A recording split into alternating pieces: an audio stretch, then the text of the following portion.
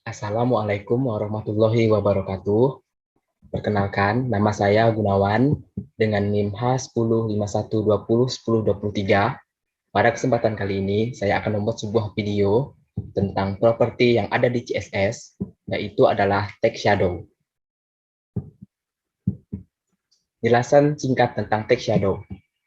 Properti untuk membuat bayangan atau shadow mulai dikenal pada CSS 3. Properti tersebut adalah box shadow dan text shadow. Dan pada kali ini, kita akan fokus kepada text shadow. Keduanya sama-sama berfungsi untuk membuat bayangan. Properti box shadow digunakan untuk membuat bayangan untuk kotak atau elemen kontainer.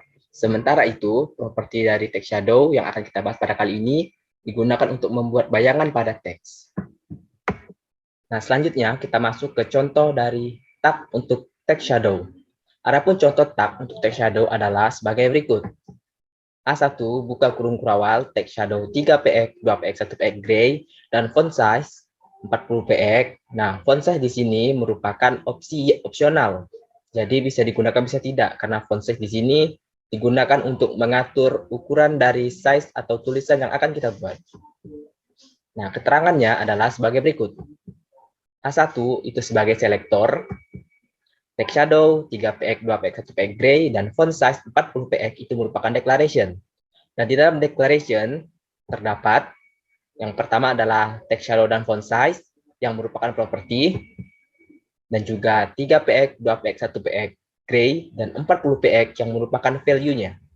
Nah, selanjutnya kita akan masuk ke contoh pembuatan dari text shadow ini. Untuk pembuatannya, saya menggunakan software Visual Studio Code. Yang pertama, kita akan membuat filenya dulu dengan nama yang sama, yaitu text shadow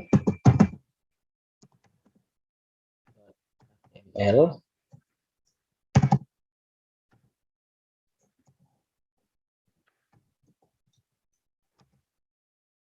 Di sini kita bisa menggunakan shortcut, yaitu tanda seru, untuk membuat kerangka dari HTML kita. Lalu enter, nah maka akan jadi seperti ini. Selanjutnya, kita masuk ke title. Title di sini akan saya beri nama text shadow.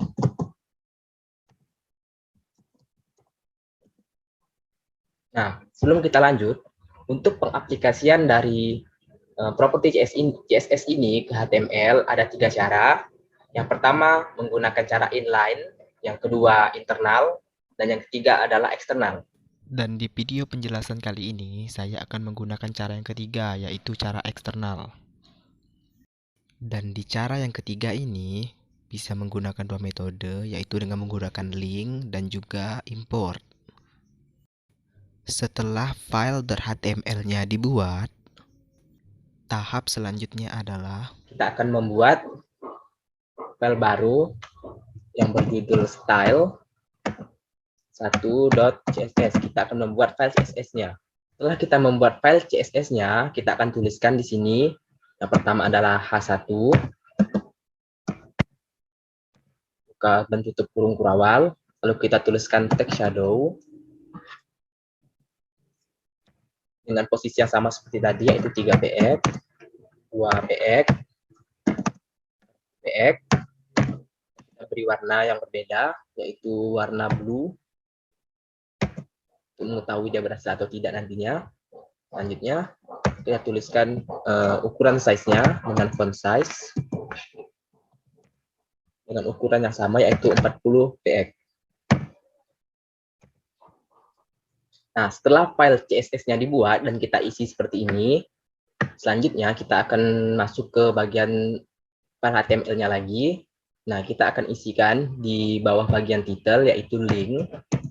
Seperti ini, lalu klik enter.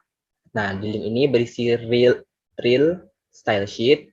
Nah, di bagian href kita akan isikan nama dari file yang kita buat tadi, yaitu style1.css. 1.css.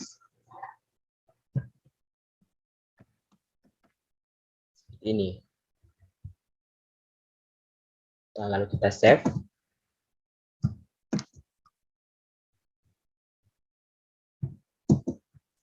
Nah, seperti apa hasilnya kita akan lihat.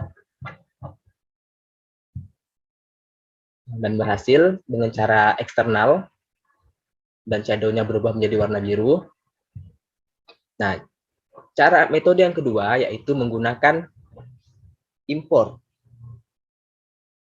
Itu caranya hampir sama dengan cara ini, hanya saja di bagian title di sini akan ganti. Pertama kita tuliskan tanda seperti ini, lalu kita tulis style. Nah, di bagian sini kita akan tuliskan import, add, import, URL seperti ini.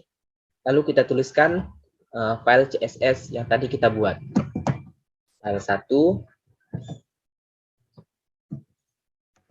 dot CSS ini. Nah, lalu kita save. Lalu kita akan lihat hasilnya. Oh ya, untuk membedakannya, pertama kita ubah dulu warna dari style CSS-nya. Kita akan ubah menjadi warna kuning. Yellow. Nah, seperti apa hasilnya kita akan lihat. Nah, dan shadow-nya atau bayangannya berhasil berubah menjadi berwarna kuning. Nah, itulah dia penjelasan dari saya mengenai properti CSS Spec Shadow. Jika ada salah-salah kata, saya mohon maaf. Saya akhiri. Wassalamualaikum warahmatullahi wabarakatuh.